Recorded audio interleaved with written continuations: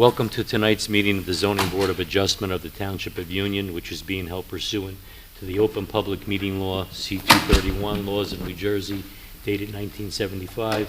Notice of this meeting was advertised in the local source, the newspaper of record, and notice has been posted on the bulletin board in the municipal building adjacent to the municipal clerk's office. Roll call. Mr. Wiley. Here. Ms. Martins. Here. Mr. Bentavegana. Here. Ms. Scott. Here. Mr. Johnson. Here. Mr. McNeil is absent. Mr. Graves. Here. Ms. Ricketts. Here. Mr. Champy. Here. There being a quorum present, this meeting is now declared open. At this time, I'll entertain a motion for the approval of the minutes from our October 8th, 2025 meeting. May I have a motion and a second? Mr. Chairman, I move the meeting minutes of October 8th be approved and as written and dispense with their reading. Second. All in favor? Aye. Opposed?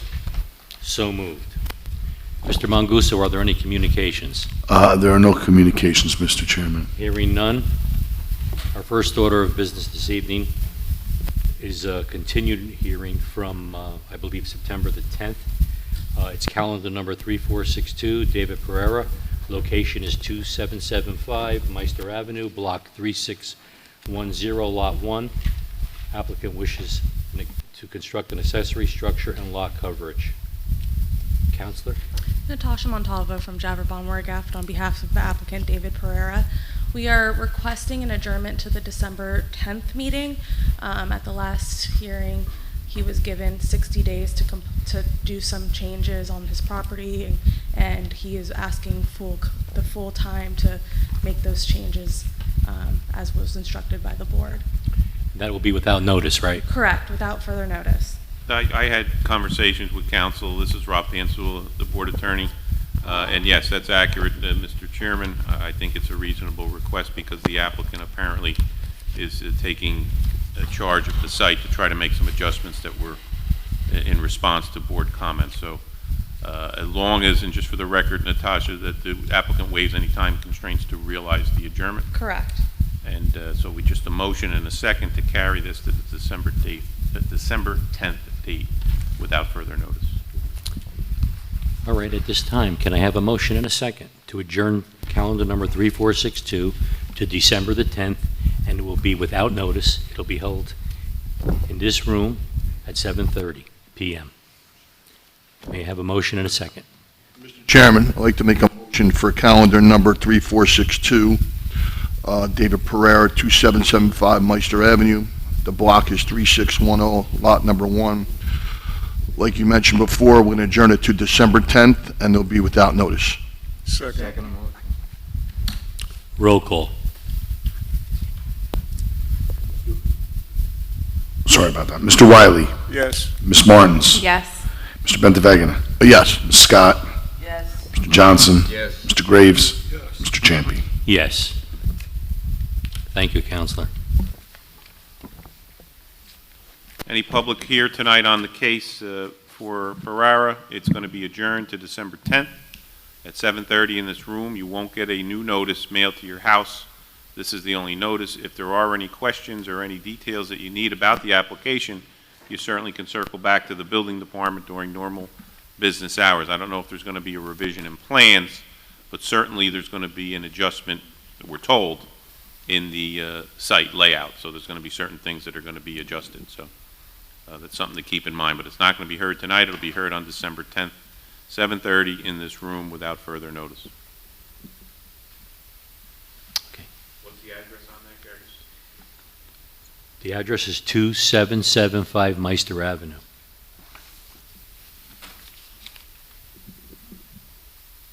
Thank you. Continuing with tonight's meeting, our second order of business is calendar number 3466. Location is 310 Carnegie Place, and it's Carnegie Place JL LLC. Location is 310 Carnegie Place, lot 5811, lot 40. Applicant wishes to construct a two-family dwelling. Counselor? Sorry. Good evening, Natasha Montalvo from Jabber Workaft on behalf of the applicant, 310 Carnegie Place, JL LLC. We are here today for a variance application. This application was for a D6 height variance and a few bulk C variances, one for stories, and lot depth, and lot size. The site is currently vacant, and the applicant's proposing to construct two family house. And before we get into our professionals today, we heard some feedback from the town. We have prepared an exhibit today that is more conforming on height, and we're no longer seeking a D6 height variance. I'll have our architect go into detail on our height, but we were able to bring down the height on the revised plans to 27 feet 11 inches. We will discuss that in testimony today, but I just wanted to make the board aware of that. We are not presenting our original application tonight, so we're going to start with our engineer to go through the grading and how the site is, call our architect to go over the exhibit that was prepared for tonight. We would like to get the board's feedback and the public, the lovely public that's here, which is no one, for the record. And we would like to have the board engineer and the zoning officer review the revised plans. But I just want to lay out how we're going to proceed tonight. And then we would request after testimony to carry this application so that the board engineer can review the revised plans. If there are no preliminary questions, I would like to first call up the engineer, Giovanni Manilio, to discuss about the grading plan. For the record, the council and board members, I did mark A1, the application as it was submitted. I marked A2, the site plan as it was originally presented, consisting of 2 sheets. And I marked the architectural drawings as they were submitted, which are 5 sheets, A3. So it's A1 through A3 for the record. And can I ask the witness to swear or affirm that any testimony you provide this evening is the truth and the whole truth? I do. And for the record, could you state and spell your name with your affiliation? Sure. Name is Giovanni Manilio, Giovanni, last name Manilio, the engineer on the project from Mantera Design. And you qualified, have there been any changes in your credentials since you were last qualified as an expert engineer before this board? No changes. So I do have one exhibit for tonight. It's just a color rendition of the site plan and then an aerial exhibit as well. So it's entitled 310 Carnegie Place, site exhibit with today's date. Let's mark A4. this up. Yeah, thank you. So briefly, I'll just go over the existing conditions and the existing site. So the site is known as Block 5811, Lot 40, located in the RB zone, which is the residential 2-family zone in town. The site itself, shown here on this aerial portion, is generally rectangular in shape. It's 56 feet wide along Carnegie Place and 70 feet deep approximately, with a lot area of 3,931 square feet. The property is currently surrounded mostly by multifamily, 2-family dwellings. I did notice there was maybe 1 or 2 single-family in that general vicinity as well. The lot is currently vacant. There's nothing on the lot. But looking through historic aerials and Google Street View, it appears that there was a 2-car garage at one point on the property, and I dated it back all the way out to the 50s that structure was on the site. There are 2 pre-existing nonconformities on the site. One is lot area. So in the RB zone, a lot area of 5,000 square feet is required, where this lot is undersized. It's 3,931 square feet. Additionally, the lot depth in the zone, 100 feet is required, where this lot is 70.2 feet. Again, those are pre-existing and are not being affected by this application.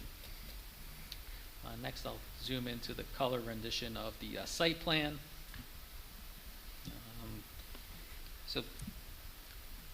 what's being proposed as part of this application is a new two-family dwelling, which is a permitted use in the zone.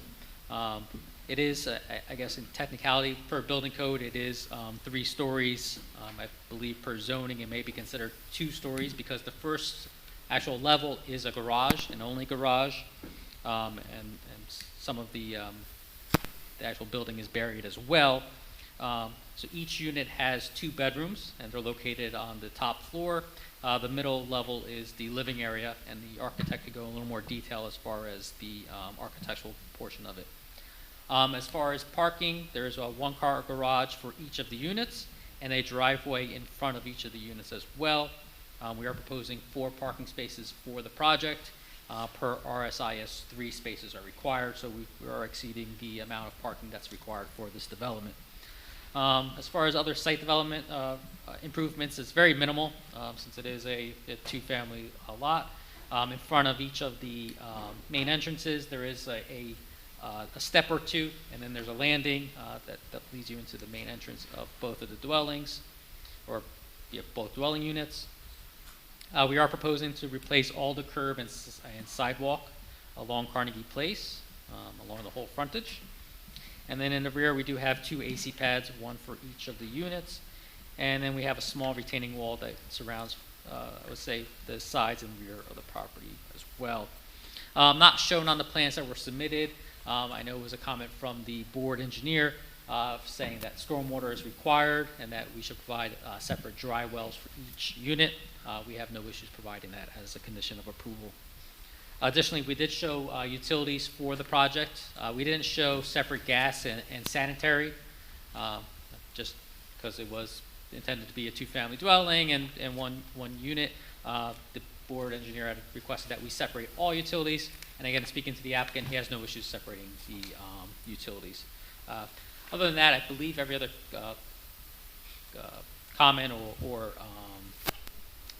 a statement from the board engineer, we have no issues with, and we can comply with all those comments. Perfect. I'd just like to go over the zoning conformance for the property. So I know that the applicant and the architect did as good of a job as possible to get this thing to comply with the requirements. So just to note, it is an undersized lot, so it is smaller than allowed. It is narrower from front to back, so you do have a smaller building envelope than you would typically have on a conforming lot. And then additionally, last is there's also a requirement as far as front yard setback, where you could take the average setback of the properties adjacent to you, and that average setback is actually 14.8 feet, but the ordinance also says that it can't be less than 20 feet.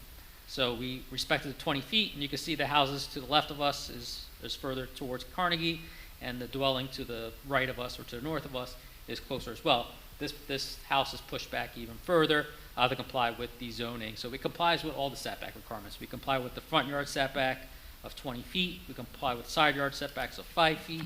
We comply with the rear yard setback of 25.3 feet, where 25 feet is required. We comply with the building coverage. 40% is allowed. We're at 29.1%, so we're not even close to maximum building coverage. Same with the impervious lot coverage. We're allowed 60%, and this lot's at 45.6%.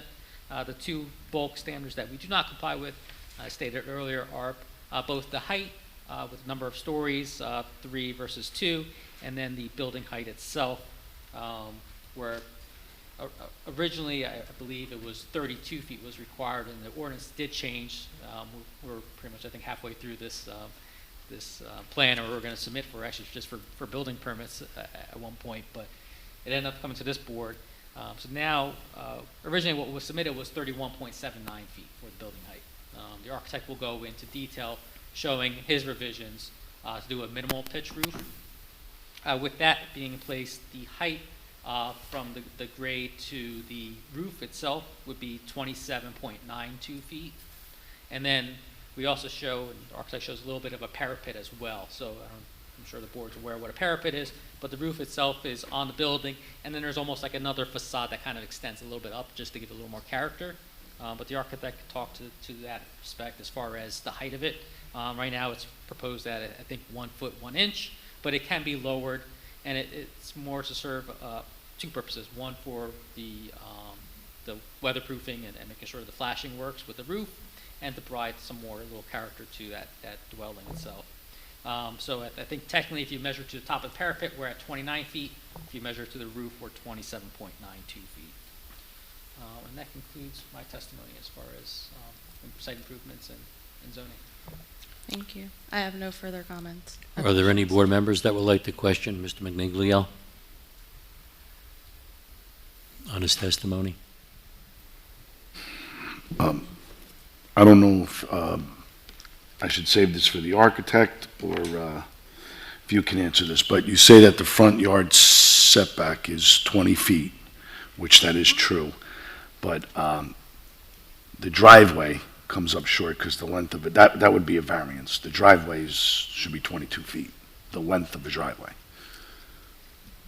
I think, So, again, that was- I just wanted to add that in. Okay. Is you that, know. is that a variance or a design waiver? Well, you're here, it's, So if it's a variance or design waiver, I guess we are asking for. yeah, driveway. I mean, I just wanted to point that out. Each driveway should be 22 feet in length, Thank you. and I believe it's, hold on. 170-2601. 170-2601. 2601 would be the code number, would be the ordinance, B would be the ordinance, just so you know. I mean, it's not that big of a deal, but I wanted to get that on the record. Thank you. Hearing no board questions, are there any members of the public that would like to question the testimony this witness has provided? Hearing none, Counselor, your next witness? Yeah, Paolo Dantes.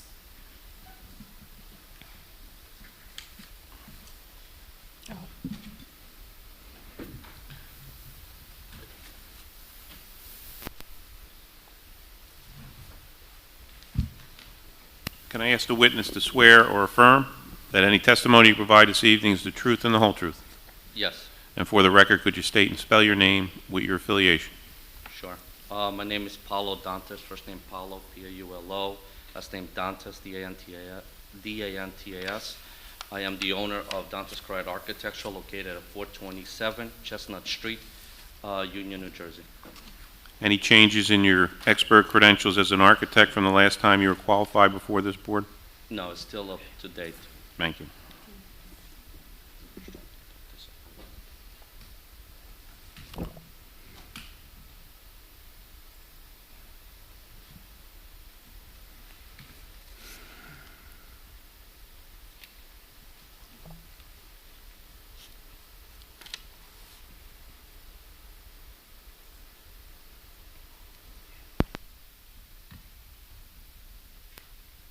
Can you take us through the floor plan Sure. of the proposed two-family, please? Sure. Thank you.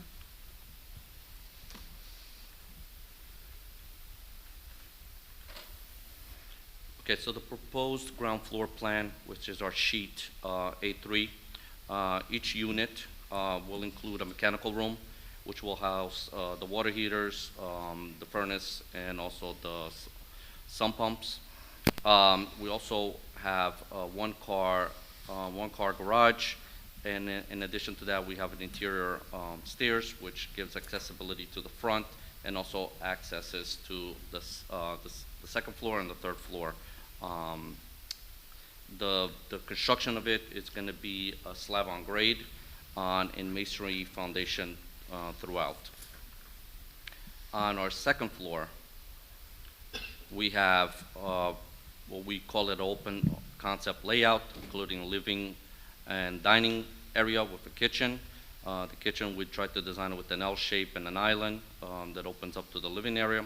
A half bathroom has been proposed on that level with a closet, and we're proposing currently 8 feet ceiling heights at this current place.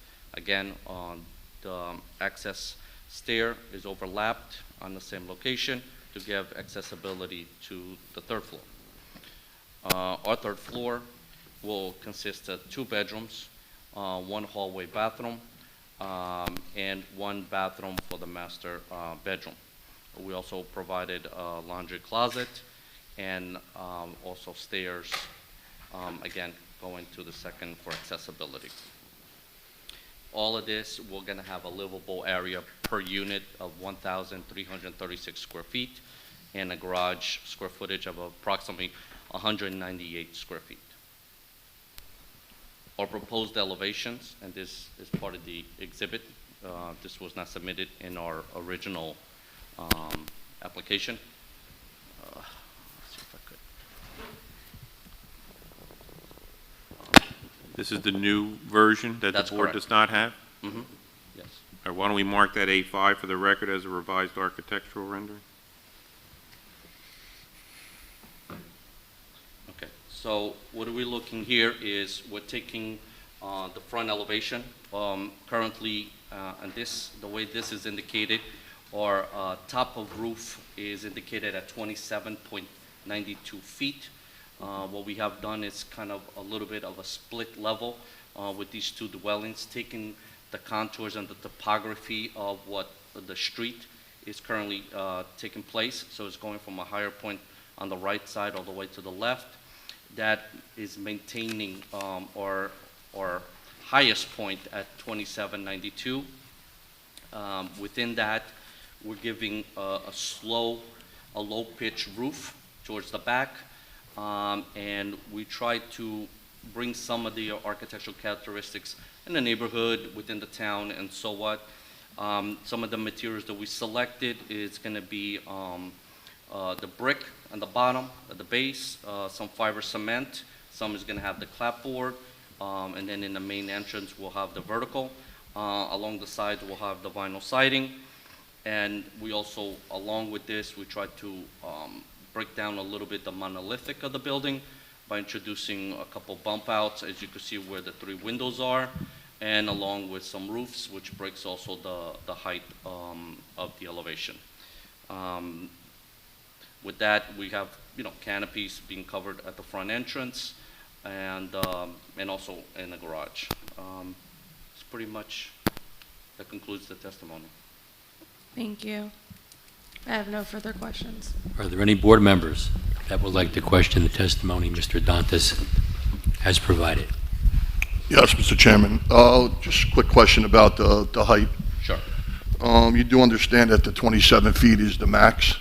Yes, I do. I do understand that you guys are a little bit over, but is there any reason why you can't abide or comply by that? Maybe, So- maybe making the room smaller, or? Sure. So the intent when we do these things, like even with codes and everything, I try not to break it down to a minimum, because there's always site constraints or mistakes and all of that. So you always give yourself a little bit of a lenience. Given that situation, if we're looking to lower it, I'm looking to provide, maybe we don't do double plates and over the foundation, we do a single plate, correct? Maybe I'm not pitching this roof all the way towards the back, now I'm pitching it to the sides. So we could alleviate what we're currently calling out 2792. I could alleviate that. Can I reach 27? I definitely could try, and I think we'll get very close to it. But without me manipulating current, the actual CADs and everything, I don't want to 100% say it, but I think we could do it. Mr. Dantas, I have a question for you. Sure. What's the ceiling heights? So we have ceiling heights of 8 feet. 8 feet, Yep. okay. And are you familiar with our definition 17201, which is a story? See, my concern is 3 stories. Yes, it is. And I know that the engineering department weighed in on their interpretation of it, and not taking into consideration that's the Uniform Construction Code part of it. Have you looked at that aspect of it? And, So, you know- given the ordinance is totally separate from when I provide permit drawings. correct. We're all gonna comply with a 3-story building. It's gonna have a construction type of 5A. What does that mean? That means anything that is primary or secondary structure will be rated, either with sheetrock or otherwise mechanically. But at this moment, I think we could do with sheetrock. Any penetrations such as recessed lighting and all that will have their proper fire ratings. So as eventually, if this gets approved and I present my permit drawings, it will be stipulated as that. Okay, because, there was some talk about sprinkler systems in a Well, in a there's- three-story. So there's two types of way to do it. The most economical way is the way I explained it. Correct. The other way, I could do the 5B and then come back with the sprinklers, which gives me an additional one-story height. But I think I have done plenty of these buildings that fire rating or bearing conditions in the primary structures is satisfactory, especially in a special duplex, let's put it that way, which we don't have nothing on top of each other.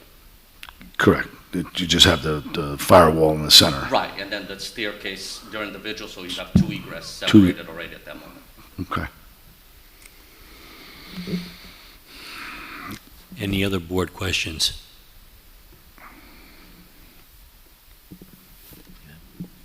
Hearing none, are there any members of the public that would like to question the testimony Mr. Dantas has provided? Hearing none. Counselor, your next witness?